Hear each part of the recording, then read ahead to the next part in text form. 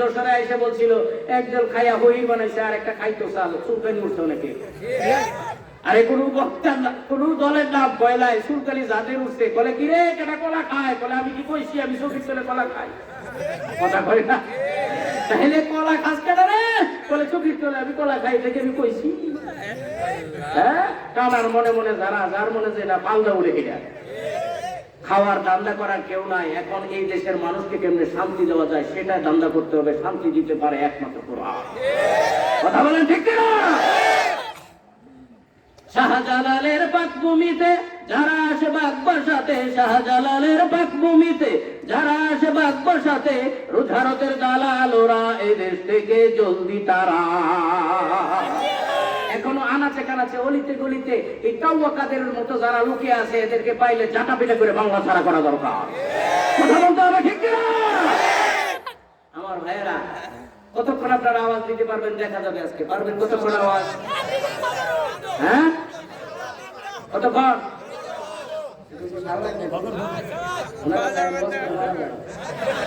খবরটা রেখে দিব। উল্লাভার মানুষের সাথে আমার কোন দোষ আছে? আমি কি একসময় আওয়ামী লীগ করতাম? হ্যাঁ, প্রাণ ভরে কথা বলতে পারি না। এত বছর সাইজে শুরু লিখবো 18 বছর এই পিঠে বহু জায়গায় মাঠ কাইরা নিছে, বহু জায়গায় সিলিং দিছে। হুজুর পূর্বের ওয়াজ না, সব খবরের নিচে। কথা বল ঠিক কিনা? এখন থেকে সব ওই উপরের ওয়াজ, ঠিক কিনা? আমার প্রাণের ভাইয়েরা, যেটা উচ্চা দূর দিব বুঝবেন ভেজাল আছে। কথা বল ঠিক কিনা? ভেজাল আছে না নাই? কোরআন নাজিল হওয়ার পর থেকে নিয়ে, রাসূলের যুগ থেকে নিয়ে আমরা যত পিছিয়ে যাচ্ছি ততই মানুষের দ্বীনের প্রতি অনীহা আর আখিরাত বিমুখী হয়ে যাইতেছে। আর ততই মানুষ আলেম বিদ্বেষী হচ্ছে, ততই মানুষ আস্তে আস্তে দুনিয়ামুখী হচ্ছে। আর কিয়ামত ঘনিয়ে আইতেছে। আর সময় নাই, আর বেঈমান হয়ে কবরে যাওয়ার সময় নাই।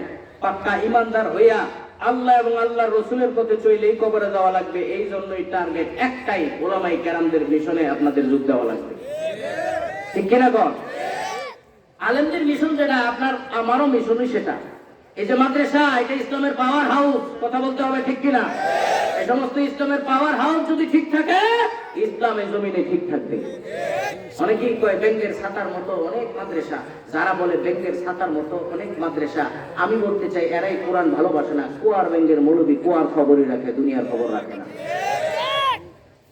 আমার ভাইয়েরা, দুনিয়ামুখী হওয়া যাবে না, আখিরাতমুখী হওয়া যাবে, হওয়া লাগবে। এই যে মাহফিল গুলো, এটা আখিরাতের পুঁজি। দুনিয়ার তেমন ফায়দা নাই, কিছুই না দুনিয়া। এই যে এতক্ষণ বৈশা সুবহানাল্লাহ, আলহামদুলিল্লাহ, ইনশাআল্লাহ, মাশাআল্লাহ বলতেছেন, আর যতক্ষণ জিকির করতেছেন, ফায়দা হইতেছে আখিরাতে। আপনার কবরের সরু সমানা তৈরি করে দিতেছে কে? আল্লাহ। সাহাবীরাও তো দুনিয়ার কাজ করছে, করে নাই? আমি কোরআন শরীফ থেকে ছোট্ট একটি সূরা তেলাওয়াত করছি, আলোচনায় যাব। আপনাদের আগে অনেকক্ষণ আলোচনা শুনছেন তো, এখন আপনাদেরকে আমি আগে মনটা একটু নরম করানোর জন্য যাইতেছি একটা ওয়াকিয়ার দিকে। সাহাবীরাও দিনের কাজ করেছে, দুনিয়ার থেকেও দুনিয়ার কাজ তারা করেছে। কিন্তু যখন তারা আখিরাতের ডাক আসছে তাদের কাছে, দুনিয়ার সমস্ত কাজ বাদ দিয়ে আখিরাতের ডাকে হাজিরা দিছে। সুবহানাল্লাহ। খেলা গাড়ির মতো ধাক্কাই দিতাম না। সুবহানাল্লাহ বলার দরকার থাকলে আওয়াজটা ভরে বলবেন সুবহানাল্লাহ, মুখটা বলে বলেন সুবহানাল্লাহ। বলে হুজুর এত জোরে সুবহানাল্লাহ বললে লাভ কি? বলে লাভ আছে। সুবহানাল্লাহ তামলাউল মিজান। রাসূল বলেন যে দুনিয়াতে বেশি করে সুবহানাল্লাহ বলে, মিজানে তার জন্য নেকির ওজন ভারী করে দেয় আমার আল্লাহ। তাসবিহগুলো পাঠ করবেন। আমার ভাইয়েরা, সাহাবীরাও কোরআনে দুনিয়ার কাজ করেছে, দুনিয়ার থেকে যখন আখিরাতের ডাক আসছে, দুনিয়ার সমস্ত কাজ ফালাইয়া তারা আখিরাতের ডাকে হাজিরা দিছে। যেমন এক সাহাবী মাথার উপরে কুড়াল উঠেছে, লাকড়ি ফাটতেছে, লাকড়ি। ইন্ডিভিন টাইমে মসজিদের মাঝে আযান দিয়ে দিছে। মসজিদের মাঝে মুয়াজ্জিন দিতেছে আযান, আল্লাহু আকবার, আল্লাহু আকবার। কে বড়? আল্লাহু আকবার মানে কে বড়? আল্লাহ বড়। সাহাবী মনে মনে ভাবতেছে, আমি যদি এখন কুড়ালটা সামনের দিকে নেই আর লাকড়ি ফাড়ি, তাহলে এটা তো লাকড়ি ফাড়াটাই বড় হয়ে গেল।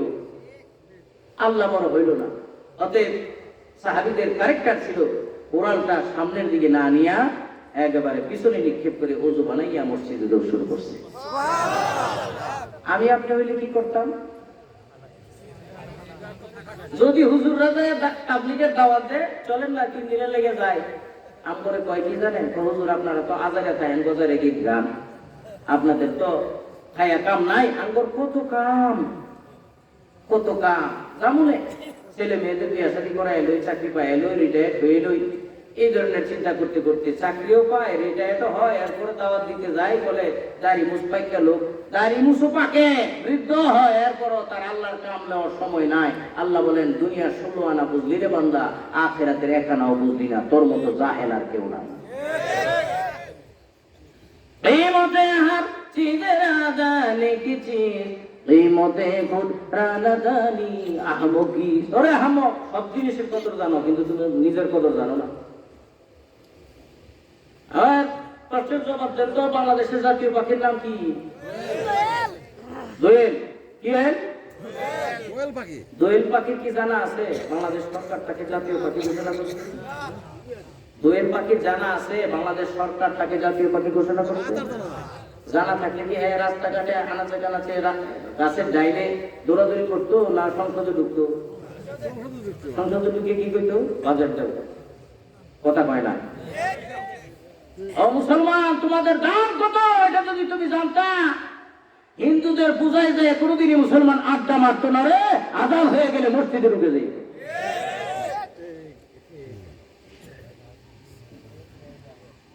সাহাবীরা দুনিয়া থেকে আখিরাতের ডাকে কি পরিমাণ হাসিরা দিছে, কি পরিমাণ তারা আল্লাহর খুশির জন্য, নবীর খুশির জন্য তাদের জীবনটাকে বাজি রাখছে, তার একটা এক্সাম্পল তুলে ধরে তারপর আমি তাফসীরে ঢুকবো ইনশাআল্লাহ। নবীর একজন সাহাবী ছিল যে অত্যন্ত কালো এবং একেবারে গরিব সাহাবী, কালো আবার গরিব। নবী ডাক দিয়ে কয়, সাহাবী তুমি কি বিয়ে করছো? সাহাবী ডাক দিয়ে কয়, হুজুর আমার কাছে বিয়ে দেবে কে? আমি তো একেবারে কালো, আবার একেবারে নুন আনতে পান্তা পুরাই, দিন আনি দিন খায়, টাকা কিছুই নাই, আমার কাছে বিয়ে কে দিবে? নবী বলেন, তাহলে তুমি দেখো না তোমার আত্মীয়র মধ্যে কেউ আছে যার কাছে প্রস্তাব দিলে গ্রান্টেড হয়? না হুজুর, আমি গরিব মানুষ, আমার কাছে কেউ মেয়ে দেবে না। তাহলে একজনের কাছে তোমার আত্মীয় যদি থাকে প্রস্তাব দাও। বলে, হুজুর আমার একজন আত্মীয় আছে যে কিনা মদিনার অনেক জনপ্রশালী ব্যক্তি, তার একটা মেয়ে আছে সুন্দরী, অপরূপা, লাবণ্যময়ী, তন্নি, যে মদিনার হুর বলে মদিনার মানুষেরা তাকে লকব দিয়েছে হুরে মদিনা। নবী বলেন, তার কাছেই বিয়ের প্রস্তাব দাও। সাহাবী কয়, হুজুর ইয়া দিত না, ওদের গেলে লাভ যায়। আরে যাবা, ঠিক আছে হুজুর, আপনার প্রস্তাব রক্ষার্থে, আপনার সম্মানার্থে, খালি আপনার আবদারার্থে আমি যাইতেছি। যাইয়া বলতেছে বাড়িওয়ালার কাছে, আসসালামু আলাইকুম।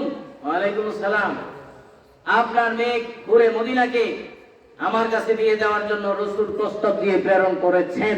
সেনকে উল্টা তো উঠিছে, কারণ এই সাহাবী জানে সেনের পরে যে কি হবে, কারণ সে জানে সেনের পরে আমি যদি এখানে দাঁড়ায় থাকি তাইলে এই বাড়িওয়ালা আমারে কম করতো না, সাইজ করে ছাড়বো।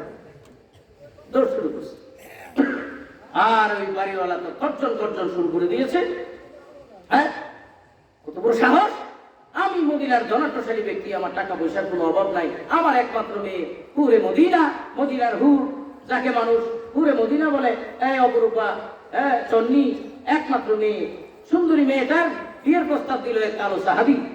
কত বড় সাহস তার! এভাবে গর্জন করতেছে। পর্দার আড়াল থেকে মেয়েটা বের হয়ে আসছে, আয়েশা ডাক দিয়ে কয়, আব্বা আপনি এত গর্জন করতেছেন কেন? কারণ কি? আপনি তো খেপা কেন?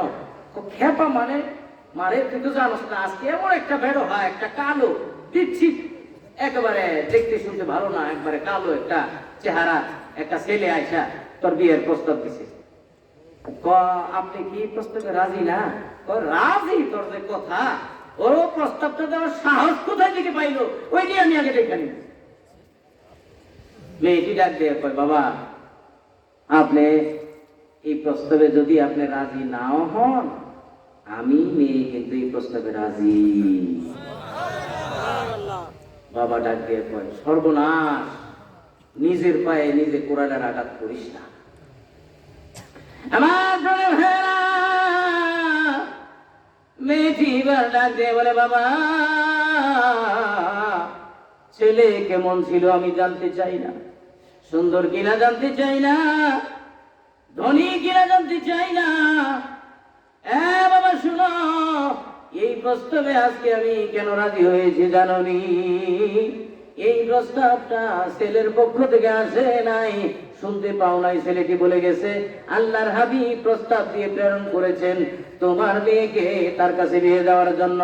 বাবা গো, আজকে যদি আমি ধনাঢ্যশালী ছেলের কাছে, ধনাঢ্যশালী ব্যক্তির পোলার কাছে যদি আমি বিয়ে বসি, আমার ধন সম্পদের যদি কোনো অভাব না হয়, গাড়ি বাড়ি ব্যাংক ব্যালেন্সের কোনো অভাব না হয়, আমি যদি এই ছেলেটাকে অবহেলা করে দলিল দলালি হইয়া ধনাঢ্যশালী ব্যক্তির পুত্রবধূ হই, আমাদের কঠিন ময়দানে আমার আল্লাহ যদি জিজ্ঞাসা করে, আরে বান্দি কেমনে পারলি রে আমার বন্ধুর প্রস্তাবটাকে প্রত্যাখ্যান করতি, আমি কি জবাব দিব?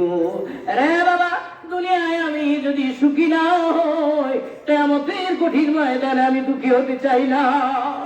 আমার মতো হতভাগা হাসরের মাঠে কেউ হবে না যদি আমি জাহান্নামী হয়ে যাই। আজকে আল্লাহর হাবিবের প্রস্তাবটাকে প্রত্যাখ্যান না করে অ্যাকসেপ্ট করে কবুল করে নিয়েছি, কালো সাহাবীকে আমি বিয়ে করব। মেয়ে যখন রাজি হয়ে গেছে, বাবার আর কিছু করার আছে না। ডাক দিয়ে কয়, ছেলেরে আবার খবর দিছে, তলব করছে। ডাক দিয়ে কয়, এই তুমি যদি আর প্রস্তাব দিলা, আমার মাইয়া তো রাজি, আমিও বিয়া দিই নিয়ত করছি, টাকা পয়সা কি আছে বাইর করো। পকেট উল্লায় দেখায়, কয় এমটি পকেট, অর্থাৎ একটি হাত। এবার মেজাজটা নরকটা গরম হয়েছে আরো। কয়েকটা বিয়া হবে কেমনে? বিয়া কেমনে করবো এটা আল্লাহ আর আল্লাহর নবী জানে। সুবহানাল্লাহ। আল্লাহ আর আল্লাহর নবী জানে। ঠিক আছে, তোমার আল্লাহ আর আল্লাহর নবী জানে, খালি বারে বারে নবীর দোহাই দেও, একবার নবীর দোহাই দিয়া মাইয়া রাজি, আবার নবীর কথা কও। ঠিক আছে, আমার টাকা পয়সার তো কোনো অভাব নাই, আল্লাহ দিলে মাইয়া ওই একটা। সুবহানাল্লাহ। নাও টাকা পয়সা দিলাম, তোমার কিছু দিরহাম দিলাম, যাও মদিনার মার্কেটে যাও, যাও বিবাহের সরু সামানা কিনে নিয়ে আসো। মনোযোগ আছে? এবার এই কালো সাহাবী বিবাহের সরু সামানা কেনার জন্য নিজের টাকা না, বুবু শ্বশুরের টাকা নিয়ে চলে গেছে মার্কেটের মধ্যে। ওরে মদিনার সাথে বিয়ে হবে, বলেন তো মনের মধ্যে আনন্দ আছে না নাই? গোল্ডেন চান্স, গোল্ডেন অপরচুনিটি, কত সুবর্ণ সুযোগ। যখন বেলাল মার্কেটের মধ্যে ঢুকে গেছে, এখন তো বেলাল মার্কেট হয়েছে, মদিনার অনেক মার্কেট আছে, যারা হাজী সাহেবরা যারা মদিনায় গিয়েছেন তারা দেখেছেন, বড় বড় বিশাল মার্কেট, বেলাল মার্কেটও আছে মদিনায়। আমার ভাইরা, এই কেউ সাহাবী মার্কেটের ভিতরে ঢুকে গেছে গো, কত মনের মধ্যে আনন্দ। মদিনার ঘুরে মদিনার স্বামী সে আজকে হবে, শুরু সামানা কেনা শুরু করেছে। ইন্দিমিন চাইলে এমন সময় গো মদিনার মার্কেটের পাশ দিয়া হযরতে বেলাল রাদিয়াল্লাহু তাআলা আনহু রাস্তা দিয়া যায়, আর ডাক দিয়ে বলে, ও মদিনার মুহাজির আনসারেরা, নবীর আশিকেরা গো, তোমরা খবর শুনছনি? উহুদের জমিনে নবী বিপদের সম্মুখী। এবার বলেন তো, যে নবীর আছে, যে নবীর পাগল, যে নবীর প্রেমিক, সে যদি শুনে নবী বিপদের সম্মুখীন, নবী মুসিবতে পড়েছে, সে কি বিবাহের সরু সামানা কিনবে? বিবাহে লিপ্ত হবে না, নবীর সহযোগিতায় দৌড়াবে।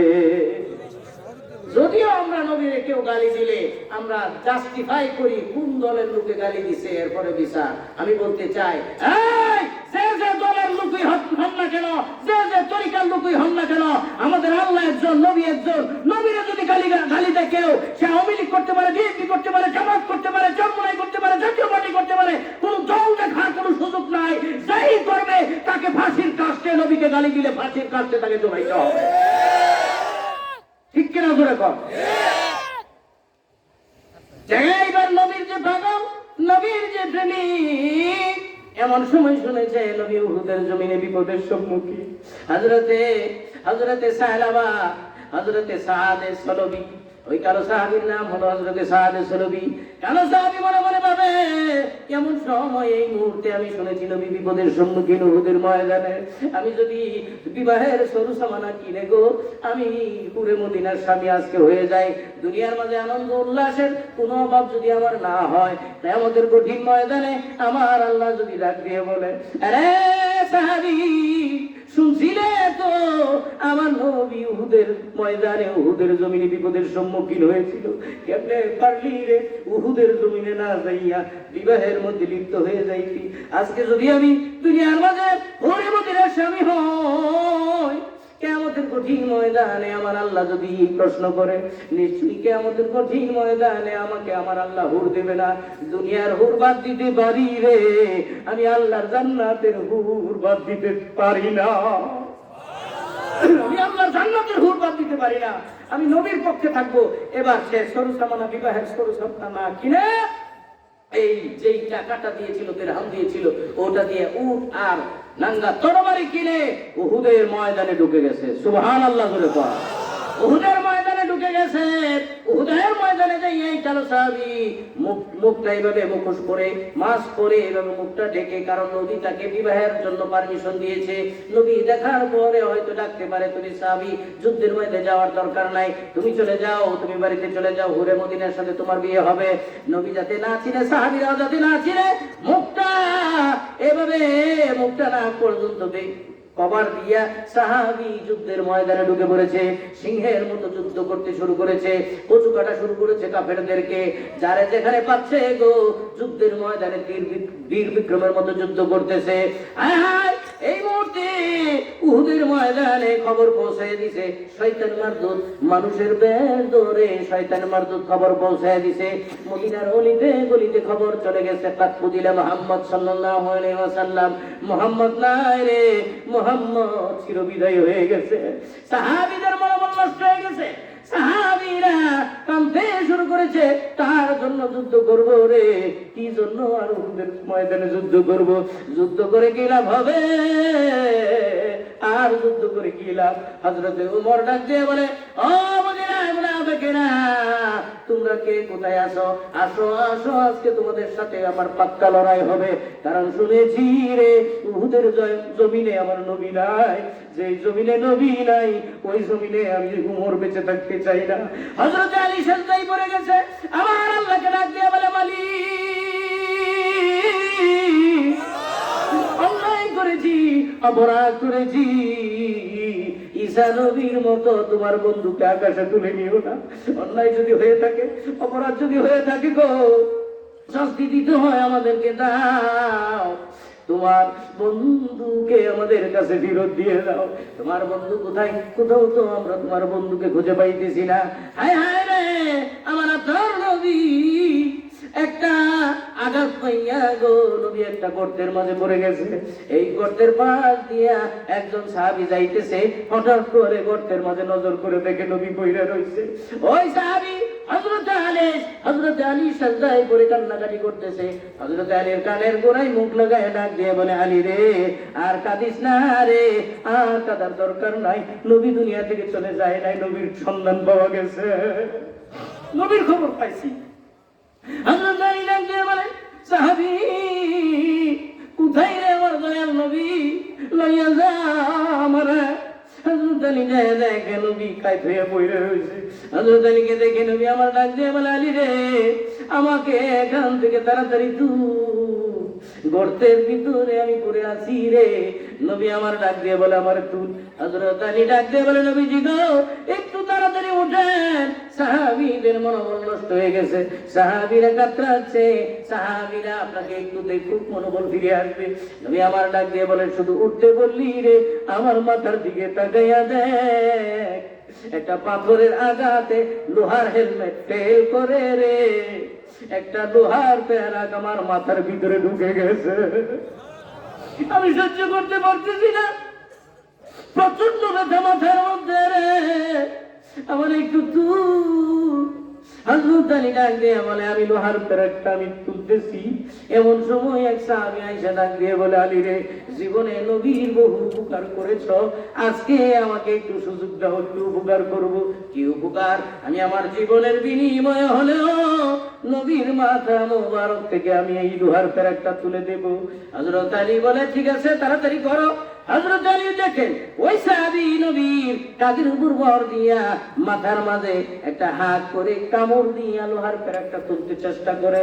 ওই সাহাবী বলেন, আমি যদি এক চান্সে এক টাইমে এক কামড়ে যদি লোহার পেরেকটা আমি না তুলি গো, আমার নবীর বড় কষ্ট হবে। এক চান্সে এক টানে লোহার পেরেকটা তুলে ফেলছে ঠিক, কিন্তু নবীর ওই সাহাবীর দুটি দাঁত ভেঙে জমিনে পড়ে গেছে। সাহাবী মুখের মধ্যে হাত দিয়া অন্যত্র তাকিয়ে আছে। আমার নবী ডাক দিয়ে বলে, সাহাবী কি হয়েছে? কিছু হয় নাই। সাহাবী মিথ্যে বলে নাই, একটু অভিমান করেছে মাত্র। সাহাবী ভাবছে আমার দাঁত ভেঙে গেছে, এই খবরটা নবী যদি শুনে নবীর মনে কষ্ট লাগবে। আশিকের ওষুধ তো তারাই, আর আমরা জিলাপির পাগল, নবীর পাগল হতে পারি নাই। এই জন্য অনেক সময় বলি, ভালো যদি বাঁচতে চাও কোরআনকে বাঁচাও, ভালো যদি বাঁচতে চাও নবী